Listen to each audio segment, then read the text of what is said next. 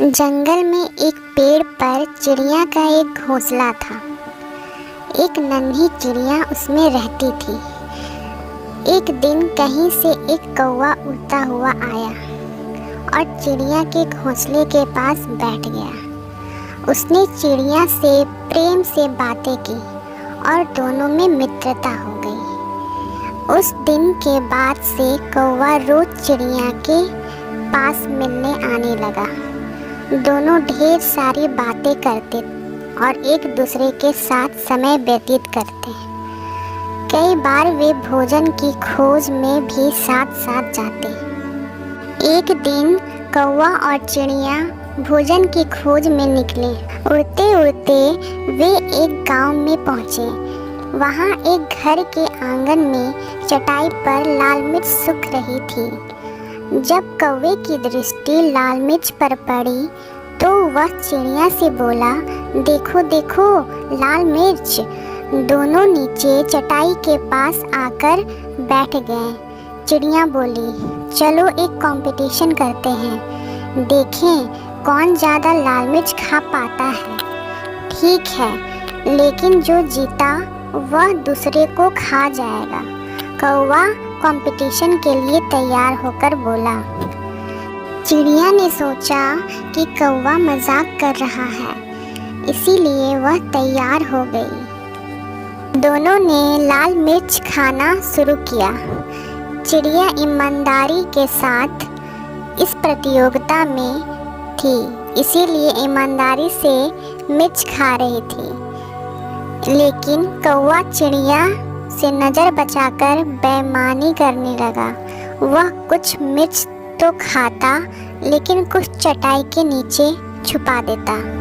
इस बेईमानी के कारण कौवा जीत गया। जीत की खुशी में वह चिल्लाया, मैं जीत गया, मैं जीत गया, अब मैं तुम्हें खा जाऊंगा।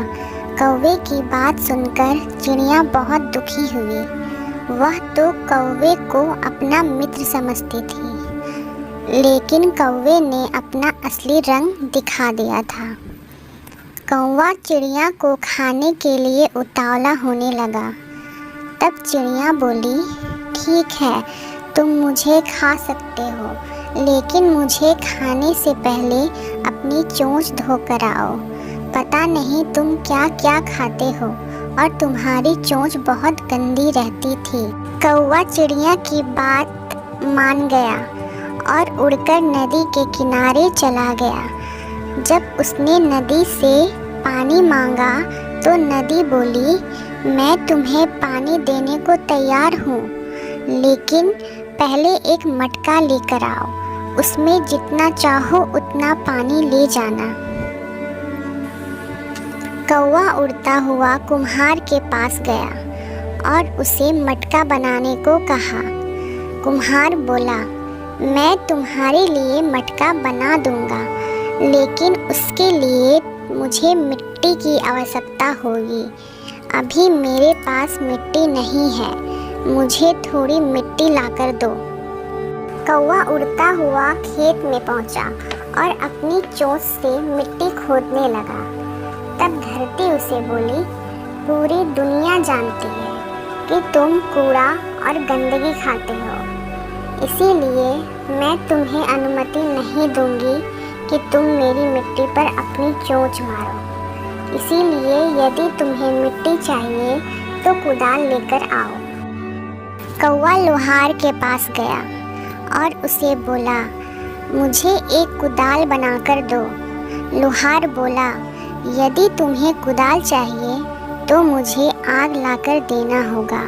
कौवा पास ही स्थित एक किसान के घर गया। वहाँ किसान की पत्नी खाना बना रही थी। कौवा उसे बोला, मुझे आग चाहिए।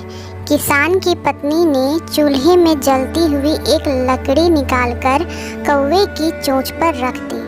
आग की लपट उसके पंखों तक पहुँच गई और कुछ ही देर में कौवा जलकर भस्म हो गया।